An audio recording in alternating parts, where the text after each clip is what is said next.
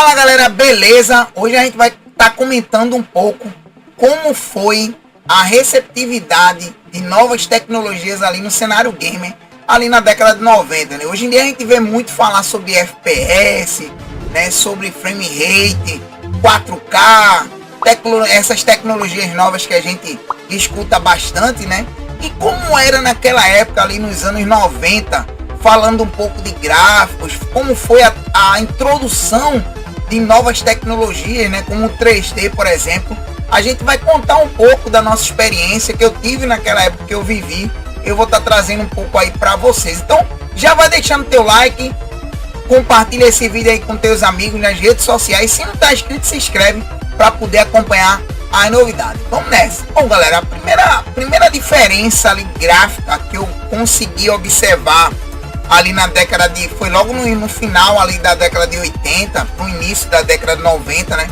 Foi com relação aos sprites dos jogos, né? Eu tava ali acostumado a jogar os jogos que tinham poucos sprites na tela, eram poucos... Na verdade, todos eles eram pixelados, né? Como o Atari, por exemplo, a gente via um pixels ali na tela, né? O Space Invaders, que você via ali também, vários pixels ali na tela, né? E não se tinha tanto, a gente não via tantos jogos ali com uns sprites bem definidos, né? Aqueles personagens já bem recortados e bem definidos ali. E um dos primeiros jogos que eu vi nessa fase aí foi o Double Dragon, né? Foi quando eu vi ali no fliperama, acho que foi um dos primeiros jogos que eu vi já com os sprites ali, foi o Double Dragon do fliperama. E o Street Fighter 1, velho, isso mesmo, Street Fighter 1. Eu cheguei a ver também no fliperama na época. Não lembro se a máquina era original, se era uma piratinha, mas o fato é que eu cheguei a ver ali no fliperama. E aquilo dali pra mim meio que explodiu a mente, porque você tava naquela transição de ver os jogos ali já com um formato mais de desenho, né? Então você saía ali daqueles jogos ali estilo Pitfall, né? Por exemplo, que eram umas linhazinhas ali na tela, para um formato mais bem desenhado, como o Double Dragon e por aí vai. Eu me lembro também do Vigilante, do Renegade, mas foi o Double Dragon que meio que explodiu ali minha mente. Os efeitos sonoros também que tinha, né? A música do game ficava bastante ali na mente da gente. A gente ficava com aquela música na cabeça direto. E fora que tinha também bastante desenho ali naquela época, isso nos fliperamas. Um dos primeiros jogos que eu cheguei a ver com os sprites bem definidos, que eu achei incrível na época, foi o Street of Rage 2, né? Que é um game que eu tenho muito apreço, gosto muito dele. Esse daqui é uma versão asiática, né? Que você pode ver aqui, ó, ele é uma versão asiática. Ele é diferente da versão japonesa e diferente também da versão americana. Eu acho muito bonita essa versão, tá vendo, ó, como ela é bem desenhada. A minha tá muito conservada, eu peguei ela de um colecionador que ele tem muito capricho, digamos assim, pela coleção dele, né? Eu acabei comprando essa versão asiática da mão dele. Interessante dessa versão asiática é que quando eu boto ela no console americano, né, ele fica ali com a linguagem em inglês, e quando eu boto no japonês a linguagem vai para japonês. E o Street of Rage 2 foi um dos jogos que explodiu ali a minha mente naquela época, né? As músicas ali de Yuzo Koshiro, eu achava aquilo incrível. Lógico que eu joguei o primeiro, né? Eu joguei ali o Street of Rage 1, já tava, né, vibrante pra caramba no Street of Rage 1, mas no 2 foi que eu achei muito mais top ainda, né? O 1 foi meio que o prato de entrada, e o 2 a gente gostou muito na época. Foi um dos beat'em up que eu mais joguei naquela época, foi o Street of Rage 2, né? Foi um dos beat'em up que eu mais joguei aí no console de 16 bits da Sega, no Mega Drive. Essa transição para mim já foi muito top, né? Como eu falei para vocês, a gente tava acostumado a ver só aquelas linhazinhas ali na tela, e agora os jogos eles já tinham outro formato, eles tinham um formato ali, né, mais bem desenhado, bem detalhado. E aquilo pra gente, aquilo pra mim que vivia aquilo, era muito da hora. Era como se você tivesse interagindo com um desenho animado. Tanto que por conta disso, muitos jogos da Disney fizeram bastante sucesso nessa época, né? Como Aladdin, o próprio A Bela e a Fera, Rei Leão. Muitos jogos da Disney faziam muito sucesso. Além dos desenhos fazerem sucesso na época, os jogos também acompanhavam, tinham uma pegada muito boa e acabava fazendo muito sucesso também nessa época. Então essa transição ali, né, para uns jogos com os sprites mais bem definidos, né, com jogos ali em formato de desenho, já foi bem interessante ali no início da década de 90, ali final dos anos 80 para o início da década de 90, já foi bem interessante. Um outro momento que eu cheguei a vivenciar foi quando os personagens eles foram digitalizados para dentro do jogo, né? Eram atores reais que foram digitalizados e foram dentro dos jogos. Isso a gente viu ali no início da década de 90 também com o jogo Mortal Kombat, que pra mim, eu não preciso nem falar muito, foi um dos jogos que eu mais joguei no fliperama. Se duvidar, foi o jogo que eu mais joguei no fliperama na década de 90 toda, porque eu jogava muito, não era pouco não, eu jogava muito mesmo Mortal Kombat, e aquilo pra mim meio que explodiu a minha mente, né? Você vê ali personagens reais, né? Era como se você estivesse dizendo assim, poxa, agora eu não tô jogando mais um desenho, eu tô jogando agora um filme, né? São personagens reais ali que faziam parte do jogo, e aquilo era muito da hora na época. Você se vê no jogo daquele jeito ali, era muito interessante. Por mais que a gente tinha visto ali, por exemplo, o Pit Fight, né? Só que o Pit Fight, você via que tinha algumas deformidades no personagem. Tinha os efeitos de sombreamento que tinha dentro do jogo no Pit Fight, ele era muito intenso. Então a gente acabava dando aquela ideia de que foi uma digitalização, sei lá, meio que mal feita, né? Mas mesmo assim o Pit Fight, ele chegou a fazer um burburinho, mas não foi tão quanto o Mortal Kombat. A receptividade do game na época, ela explodiu a cabeça de muita gente que eu vi ali naquela época, né? Que eu vi ali, que viveu comigo essa época ali nos fliperamas, e principalmente que ele trazia um fator muito novo, né? Ninguém nunca tinha visto um personagem arrancando a cabeça, estourando a cabeça, né? Arrancando o coração. A gente nunca tinha visto isso em game nenhum. Eu, particularmente, não tinha visto isso ainda em game nenhum. E o primeiro game que eu cheguei a ver esse tipo de brutalidade, né, digamos assim, dentro dos jogos, foi no game Mortal Kombat. E na época foi uma coisa incrível. E foi numa época muito bem, digamos assim, ele foi muito bem encaminhado, né? Porque nessa época, os filmes que passavam ali, que bombava na televisão, que bombava nos cinemas, eram filmes de Jean-Claude Van Damme, né? Filme de ninja, a gente assistia muito ali, principalmente Sessão da Tarde, né? American Ninja e por aí vai, Van Damme, a gente assistia bastante. E aí você vê ali, né? Filme de Bruce Lee também, né? Você vê ali personagens que tinha os aventureiros do bairro proibido, né? Lembra bastante também personagens ali do game Mortal Kombat. E aí você ficava, cara, com aquela vontade de jogar o game por conta desses filmes que a gente assistia naquela época, né? Quem é que não queria ali, sei lá, uma criança ali que não queria ser um ninja, por exemplo, e por aí vai. Eu era criança na época, em 1990, eu tinha ali 10 anos de idade, mais ou menos, 1990 e pouco, eu tinha de 9 para 10 anos de idade. Então eu era criança ali naquela época e aquilo para mim era uma coisa fantástica, né? Eu gostava muito de filmes nesse sentido, e o Mortal Kombat para mim, quando eu vi, né, os personagens ali digitalizados para dentro do jogo, eu achei incrível aquilo. Bom, pegando aí esse gancho ali dos atores sendo introduzidos dentro dos games, na década de 90 também teve um jogo que me chamou muito a atenção naquela época, que quando eu vi pela primeira vez eu fiquei deslumbrado.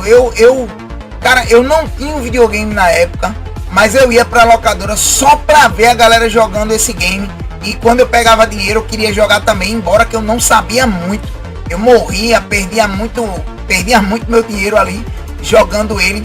E eu vi várias vezes o Edson, que é um amigo meu, né, de infância, era um amigo que eu tinha ali na infância, era filho de Dona Eliane, né?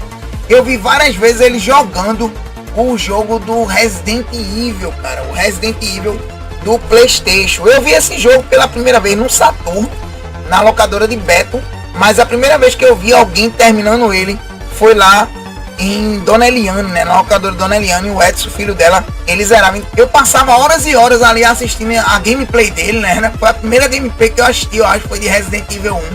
E eu passava horas e horas ali assistindo ele jogando o game até o final, que é para poder eu aprender. E aí foi um jogo que me fez comprar o PlayStation 1 na época, né? Foi o Resident Evil 1, né? Essa versão aqui, a Director's Cut, foi a versão que eu mais vi Edson jogando. E foi a versão que eu quis ter aqui na coleção. Eu tenho essa edição, né? Eu tenho essa versão, como também tenho a versão do Saturno, a japonesa do Saturno, que também foi uma das primeiras que eu vi ali no fliperama ali, que na época a gente nem chamava de fliperama, chamava de Playtime, né? No Playtime lá de Beto, né? Beto tinha um Saturno lá e rodava lá o Resident Evil no Saturno. Então, quando eu vi esse jogo ali pela primeira vez, eu fiquei muito entusiasmado e fiquei muito deslumbrado como os games eles tinham saído de um patamar para chegar em outro, né? Como a gente já estava vendo ali, né, personagens ali bem idênticos ao que a gente imaginava de ser realidade, né, digamos assim, né, utilizando ali atores de verdade, que é para poder fazer ali o game. Eu achava muito da hora a abertura, né? Rebecca Chambers, Albert Wesker, Chris Redfield, Jill Valentine. Quando tinha essa abertura eu achava muito top, e até hoje eu acho legal. Não sei se vocês não acreditam, mas até hoje eu acho legal. Ele, eu acho que foi um dos jogos que eu mais zerei aqui em live aqui no canal, foi Resident Evil 1. Eu gosto muito dessa versão, da primeira versão do jogo, da Director's Cut, né? A primeira versão é a Biohazard, mas eu gosto muito dessa versão aí, Director's Cut, que foi a versão que eu vi o meu amigo Edson jogando ela. Então, nessa época aí, já ali meados para final, né? Chegando ali do meio pro final, no início da quinta geração de videogames ali, que começou ali em 1994, né? Pro final da década de 90, a gente já via muita coisa diferente, tinha muita coisa mudada, né? Com relação àqueles jogos que a gente via lá no Atari, que a gente via lá até no próprio NES 8 bits, já tinha muita coisa evoluída. E isso era uma coisa assim muito gratificante, né? Você vê como os videogames foram evoluindo, saíram de jogos ali que eram high score, né? Que você só fazia ali zerar eles. É por isso que a gente usa o termo ali, zerei o game, porque chegava em 99,99 e o contador ele zerava, né? Quando você atingia aquilo ali, ele acabava zerando e você utilizava esse termo de que zerou o game. Então você saía de jogos ali que tinha uma narrativa bem pequena, bem curta, né?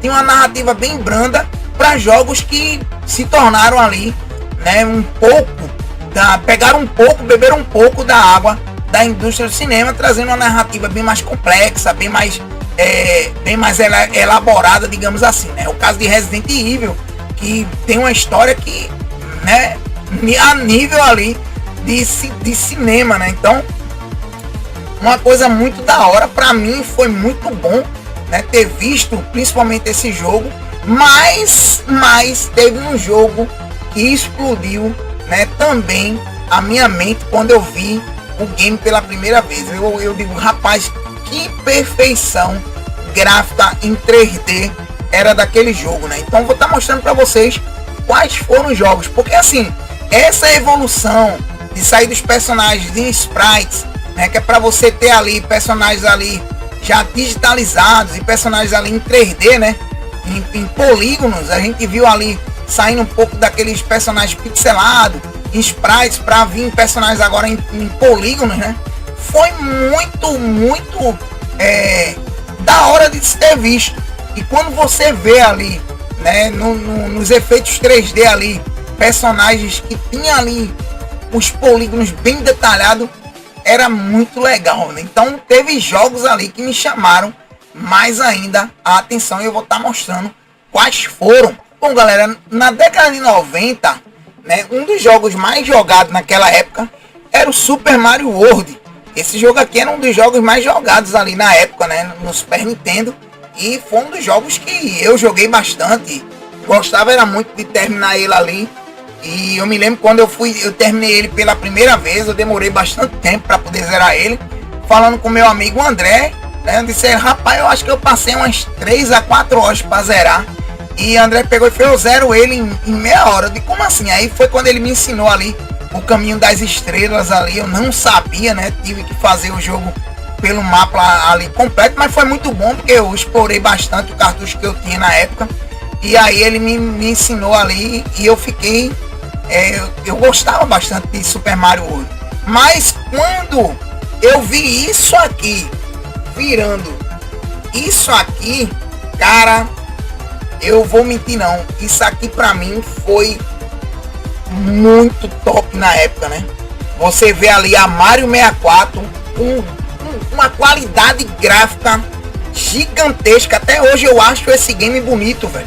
Até hoje eu acho esse game muito bonito, né? Tem muita gente aí que diz que ele envelheceu mal, diz que ele não tem uma qualidade gráfica bacana. Eu particularmente até hoje eu acho ele muito, mas muito bonito, né? O Mario 64, esse foi um dos jogos ali que mais me chamou a atenção nessa virada ali da geração 16 bits para a geração 64, né? Que no Nintendo 64 ali tinha 64 bits. E para mim esse daqui foi um dos que mais me chamou a atenção. É tanto que quando eu vi o Mario 64 eu também quis pegar ali o Nintendo 64, que é para poder jogar ele no Nintendo 64, né? Na época ali eu tava ali com o Super Nintendo, jogando muito Super Nintendo. Eu tinha o Mega Drive também. E foi uma das primeiras trocas que eu fiz, né? Eu troquei o Mega Drive que eu tinha na caixa com o Super Nintendo que eu tinha na caixa. Embora que a caixa do meu Mega Drive era meio fuleiragem, que por muitos anos eu achava que o Mega Drive 2 tinha uma edição do Altered Beast, né? Porque o meu era um Mega Drive 2 numa caixa do Mega Drive 1 Altered Beast. E por muitos anos eu achava que existia essa edição, porque eu cheguei a ter um, né? Mas depois eu percebendo e pesquisando, eu vi que o meu set era montado, digamos assim, né? Então eu troquei ali o Mega Drive na caixa, um Super Nintendo na caixa, peguei o Nintendo 64 para poder jogar Mario 64 nessa época aí. Outra coisa que me chamou muita atenção, que eu vou estar mostrando aqui para vocês também, foi nesse game aqui, ó. Esse game aqui foi o primeiro game que eu vi que ele trouxe ali também uma música orquestrada, né? Uma música cantada ali. E isso pra mim já foi demais na época, né? Isso pra mim já foi bem topado na época, digamos assim. Quando eu, caramba, velho. E os efeitos sonoros do jogo também era muito top. Mas teve uma coisa aqui que, meu amigo, eu fiquei muito deslumbrado com isso. Era com a transição do 3D para os CGIs, né? Que hoje a gente chama de CGI, mas na época a gente chamava de CG, que era computação gráfica, né? Hoje é CGI. E a transição que tinha das cenas ali em CG para 3D eram muito da hora. Eu gostava muito. Isso foi a primeira vez, né? Primeira vez você tava ali jogando Final Fantasy VI, por exemplo, né? Que no Super Nintendo é o Final Fantasy 3, né? E quando a gente pulou ali pro 7, eu peguei essa versão japonesa, que foi uma versão que eu vi na época, foi a primeira versão que eu vi foi uma versão japonesa. Embora que essa minha edição aqui é uma edição japonesa internacional, que não muda muita coisa. A única coisa que tem assim de diferente dela, eu não penso que ela tem legenda em inglês ou coisa do tipo, que não tem. Ela só é a versão internacional, né? A versão americana ali, que botaram a linguagem dela japonesa, né? Então ela não é muito diferente da versão japonesa, não. Ela tem algumas diferençazinhas, por exemplo, na pausa, né? A primeira versão japonesa, quando você aperta, ele não mostra na tela o nome pausa, essa daqui já mostra.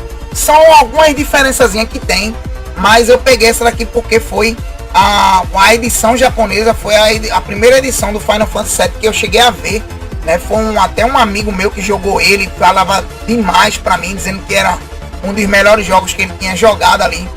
E cara, na época eu digo, pô, vou dar uma chance para esse jogo. Comecei a jogar ele e achei ele bem fantástico ali também. Então essa transição ali do 3D para as cenas em CGs ali também foi algo assim que explodiu muito a minha mente ali na década de 90, né? Naquela década ali dos anos 90 ali, foi uma coisa que pra mim foi muito da hora.